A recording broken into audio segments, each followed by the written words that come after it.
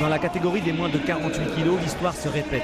Un an après les championnats du monde de Tokyo, on prend les mêmes et on recommence. Finale, 100% japonaise entre Fukumi et Asami. Et victoire, comme l'an dernier, de la plus jeune, Haruna Asami, désormais double championne du monde à 22 ans.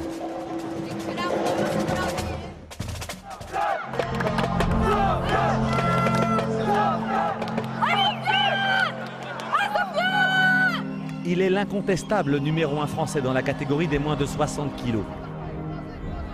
Sofiane Milous s'est révélé en 2010 lors des championnats d'Europe lorsqu'à sa première participation, il décroche la médaille d'or en éliminant avec panache tous les favoris de la catégorie. Depuis, il a eu du mal à confirmer, mais il revient fort cette saison avec 2 podiums en Grand Chelem. À 23 ans, Sofiane Milous est capable de tout, du meilleur comme du pire. Après 2 premiers tours remportés facilement contre un Australien et un Indien, il se heurte au rock azéri Ilar Mouskiev. Le chemin de Sofiane Milous s'arrête en 8e de finale.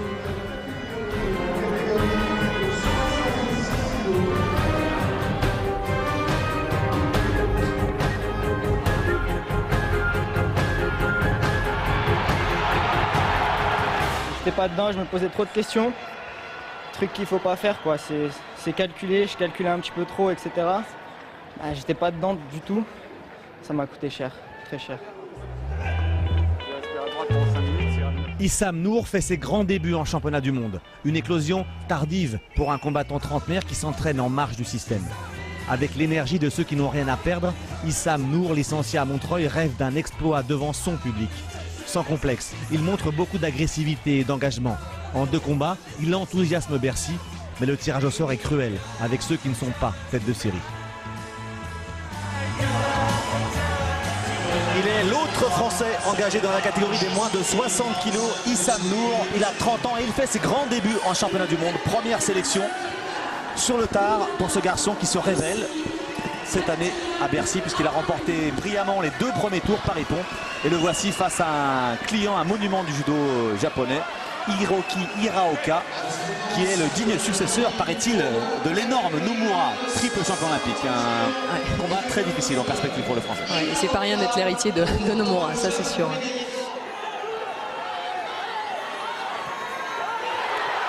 Oh, ça a failli marquer. Il n'est pas passé loin de la correctionnelle là, le japonais. Ouais. En tout cas, avertissement sans frais pour Hiraoka et belle attitude toujours d'Issam Nour.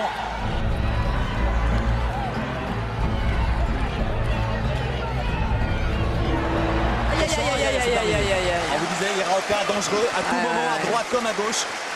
Et il vient de plier le rêve d'Issam Nour en le battant par épon à 15 secondes de la fin de ce combat. Issam Nour qui peut non, il peut pas s'en vouloir parce qu'il a fait un très très beau combat, un très très beau parcours. C'est peut-être un peu le manque d'expérience aussi. Il a, au lieu de temporiser peut-être pour aller sur un golden score, hein, il a été généreux jusqu'au bout et voilà, le japonais place l'attaque qu'il faut au bon moment. Il s'en veut, il est déçu, hein, il est déçu.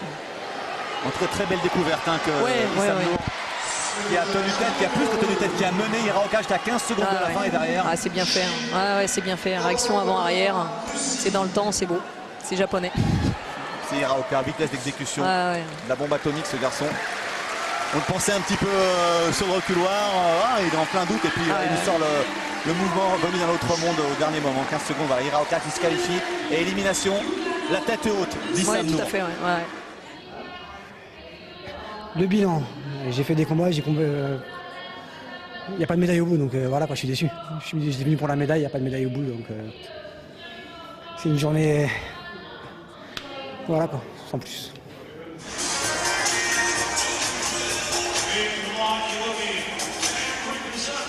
C'est la finale que tout le monde attendait dans la catégorie des moins de 60 kg, une finale qui oppose les 2 petits génies de la catégorie. Ici à l'écran, le champion du monde en titre, Rishod Sobirov, l'Ouzbek. Face à lui, la petite merveille japonaise, Hiraoki Hiraoka. 2 garçons qui s'affrontent régulièrement dans les tournois. Ils prennent l'avantage à tour de rôle. Sobirov quand même, 30 combats invaincus. Série en cours. Série encore énorme. Sacré d'ailleurs en 2010, meilleur judoka, toutes catégories confondues. Un grand bonhomme. Allez, on entre dans les 20 dernières secondes de cette finale des moins de 60 kg. Ils y vont, hein. Ils y vont les deux. une attaque de l'un. Il a passé la main Il y à a la la réponse. ceinture. Attention, attention, hop, hop, hop, ça va marque. partir. Ippon 1. Ippon pour, Il y a Ippon 1. Ippon pour Sobirov. Ah ouais. Ils mettent Wazari. Ouais, peut-être Wazari parce qu'il n'a pas mis complètement Bon, les épaules mais il est au en- sol. Je crois bien qu'il est en pont quand même, hein, le Japon. Ouais, il est en pont. Ouais. On va regarder le ralenti. On va rien voir de ce côté-là. Ouais, pour moi, il y a Ippon. 3 secondes, c'est bouclé. Et ben voilà, Bon, en tout cas, Wazari à 3 secondes de la fin. De toute façon, la série reste en cours. c'est rien court effectivement pour Rishod Sobirov, l'exceptionnel petit génie ouzbek qui conserve son titre de champion du monde. Il est bien le prodige annoncé. 30 victoires consécutives Bah plus là. en tournoi et en championnat, plus toutes celles accumulées. Il a fait 6 combats aujourd'hui. Ça va il faire avait 36. Exceptionnel. Enfin, Quel moi, combattant. Et... il a tremblé un peu aujourd'hui. Hein. Bah, il revient de loin. En fait, il a eu un parcours très difficile et au bout du compte, Et puis, il reste le meilleur. Ah ouais, tout à fait, hein, tout à fait. Bravo. Retenez bien son nom, Rishod Sobirov, Ouzbékistan. Il devrait lui aussi illuminer les Jeux Olympiques de Londres l'an prochain.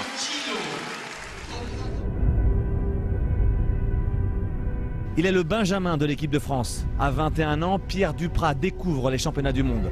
Le sociétaire de l'Olympique Judo Sartrouville passe un premier tour facile face à un adversaire à sa main. L'autre, Obama, le Camerounais Francis Obama. Sur le papier, le deuxième tour devrait être une formalité face au Vénézuélien Valderrama. Mais Pierre Duprat se fait piéger, une seconde d'inattention, un moment d'égarement, et il se fait sortir par un sans grade.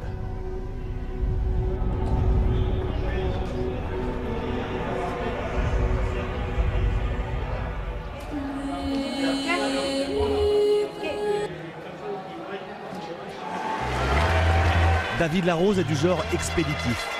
Voici en temps réel son combat du premier tour face au malheureux malgache Norbert Eli.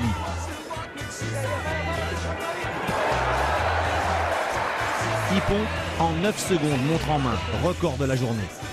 Son deuxième tour est encore plus rapide et pour cause.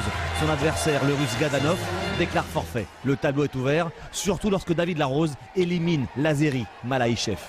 12 secondes, alors que faire dans ces cas-là? Est-ce qu'on attend la prolongation, on gère un petit peu, c'est ce qui a l'air de se passer, ou alors on tente un dernier coup? Oui. Celui-ci peut-être, ça a failli marquer, dommage. Bien sûr, ça marque. Ça marque évidemment, oui. Incroyable, à la dernière seconde, David Larose. Il sort le Oshimata Kochigari, on ne sait pas trop, un mouvement un peu hybride. David Larose, superbe parcours, et il revient de loin là, c'était très mal parti. Mais je pense qu'il a payé les 2 tours trop courts, hein. Il n'était pas chaud du tout en début de match, hein. Il s'est fait déborder en début de match. Et puis voilà, à l'envie, il est rentré dans le match et je pense qu'il y a dû avoir un déclic dans sa tête de se dire c'est maintenant qu'il faut accélérer parce que demain ce sera trop tard. Un combat remporté avec les tripes par David Larose qui se qualifie pour les quarts de finale. Ah, c'est les quarts, ouais, tout à fait. Ouais, c'est Uchimata. Uchimata, ouais. Mais en quart de finale, David Larose se heurte à un rock en la personne du Slovène Rok Dragic. Battu par Ippon en moins de 2 minutes, le Français doit passer par la case repêchage. Dans sa ligne de mire, l'Anglais Colin Oates. Il est chez lui, à Paris, devant son public, devant sa famille. Et il est au bout de la perspective de décrocher une place aux Jeux Olympiques, en tout cas de marquer des points dans une catégorie des 66 kilos qui se cherche un leader. Personne pour l'instant en France ne s'impose. Non, David est même plutôt tient la corde, on va dire, en attendant que Loïc Corval reprenne ses esprits aussi, parce qu'on l'a dit tout à l'heure, déjà, c'est vrai que c'est un garçon qui a eu du mal à supporter son podium mondial. Et David est finalement celui qui a fait la meilleure saison de loin. Même si des petits jeunes poussent derrière, comme Pierre Duprat qui était sur la compétition, et quelques autres. Je pense à Florent Urani, je pense à... Puis David Larose qui est toujours à la recherche de son premier podium. Il fait des podiums régulièrement au tournoi. Là, c'est possible, les mains sont bien placées. 30 secondes, allez, il a du mal. Il est embêté par les longs segments de l'Anglais, qui a un bras droit très puissant. Il veut se relever, mais l'autre le ramène au sol à tout prix. Alors en lutte, ça aurait valu 4 points. Ouais, ça c'est deux ceintures de côté. Ouais. C'est clair. Hein. On a l'impression qu'il a laissé beaucoup d'énergie. Le Français, il reste 18 secondes. 18 secondes. Allez, 18 secondes de combat pour David Larose. Il faut faire la différence maintenant, tenter le mouvement qui pourrait lui permettre d'accrocher une place pour un podium. Oh là. Et ouais, il attend que ça se passe. Ben voilà. Et voilà, c'est passé. C'est passé. Hein. Le temps est passé, la chance de David Larose est passée. Le Français ne montera pas sur le podium, n'aura pas la chance de disputer un combat pour la médaille de bronze. Il n'a pas à rougir de son parcours ici, mais il finit en finale de repêchage. C'est un match un peu décevant hein, quand même. J'ai trouvé qu'il n'ait pas montré une... Je sais pas, j'ai l'impression qu'il est passé à côté de son match. Il n'a pas montré une grosse envie. Hein. Je suis un peu déçu. Hein. Bon, peut-être aussi, il a du mal à se dépêtrer la grande garde de gaucher de l'anglais, mais je reste un peu sur ma faim.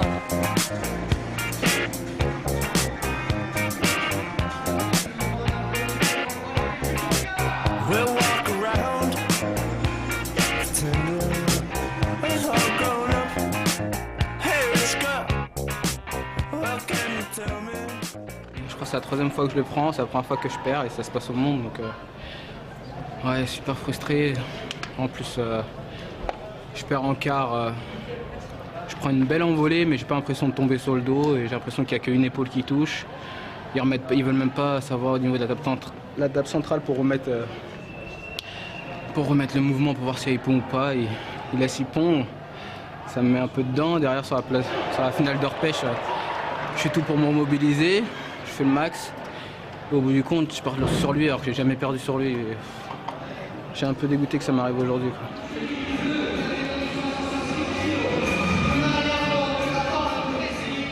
Finale de la catégorie des moins de 66 kg, une finale qui oppose la tradition à un pays émergent, le Brésil, la nation qui monte en puissance dans le judo mondial face au Japon. Le Japon encore une fois présent dans une finale de championnat du monde. Le représentant japonais s'appelle Masashi Ebinuma, kimono blanc. Il est opposé à Leandro Cunha, un Brésilien vice-champion du monde à Tokyo l'an dernier, qui aujourd'hui s'est révélé et nous a montré de très beaux judo, très spectaculaires. Ouais, tout à fait. Ebinuma, c'est pas forcément celui qu'on attendait. Hein. Le champion du monde en titre, c'était l'autre japonais Morishita. Et ça montre encore une fois le niveau du judo japonais. Un japonais peut toujours en cacher un autre. C'est comme les trains. Un Brésilien aussi, puisque dans cette même catégorie, Joao Derli, le Brésilien, était 2 fois champion du monde. Tout à fait. Et derrière, il y a un petit jeune qui arrive, il s'appelle Leandro Cunha. Premier championnat du monde l'an dernier, il fait 2e. Et là, il est une nouvelle fois en finale. Avec un judo vraiment explosif. Ouais, il a montré de très belles choses durant toute la journée. C'est l'école brésilienne, hein. C'est beau à voir, c'est opportuniste, c'est plein de générosité. Donc ça présage en tout cas un super match. Alors Ebinuma, comme vous l'aviez dit tout à l'heure, c'est celui qu'on n'attendait pas, on attendait Morishita. Ouais, tout à fait. Il faut dire, il faut assumer derrière Ushishiba, qui était le roi de cette catégorie pendant 2 Olympiades, champion olympique en 2008 et champion olympique en 2004, qui a décidé de prendre sa retraite à 27 ans. On part jeune à la retraite chez les Japonais. Il y a beaucoup de concurrence, alors il faut être au top niveau. Et derrière, le petit nouveau qui arrive, qui généralement déboule des juniors, et bien première compète, il fait champion du monde. C'est incroyable ce 21 ans. Ce renouvellement. C'est vraiment la jeunesse contre l'expérience parce que Kuna, il est proche de la trentaine. Oh oui, et ben voilà champion du monde. Uchimata, gauche. Une finale qui n'aura duré qu'1 minute 40 et qui voit le triomphe japonais une nouvelle fois dans cette catégorie par celui que l'on n'attendait pas. Ouais. Masashi Ebinuma, en toute humilité, qui découvre les championnats du monde et qui remporte la médaille d'or, le plus simplement du monde. Alors lui, ça lui fait 2 places de 2. Bon, une fois. Le pouli d'or de la catégorie des 66 kg, Leandro Cunha. Et retenez bien ce nom, Masashi Ebinuma, la nouvelle petite perle du judo japonais dans la catégorie des moins de 66 kg. On peut envier vraiment le réservoir des Japonais, exceptionnel, extraordinaire. Ah, ça fait rêver, hein. Ça fait rêver. Et en plus, c'est du beau judo. Ah ouais, toujours. Fin de la première journée de ces championnats du monde avec un bilan plus que mitigé pour les Français. 6 engagés, 0 médaille. Ouais, on a vu quelques Français qui ont essayé de se révéler. On a vu Issam Nour qui a montré de belles choses. Sofiane Milous également, malheureusement, c'est pas allé jusqu'au bout. Et puis toujours notre Fred Jossinet qui allait le plus loin jusqu'à la finale des perdants, malheureusement sans médaille. 5e place pour Frédéric Jossunet qui reste malgré tout la meilleure performance française aujourd'hui. Une performance qu'elle devra réitérer demain et toute la semaine puisqu'elle va prendre votre place Magali à mes côtés demain pour commenter le reste de la semaine des championnats du monde sur France 4. À demain, merci.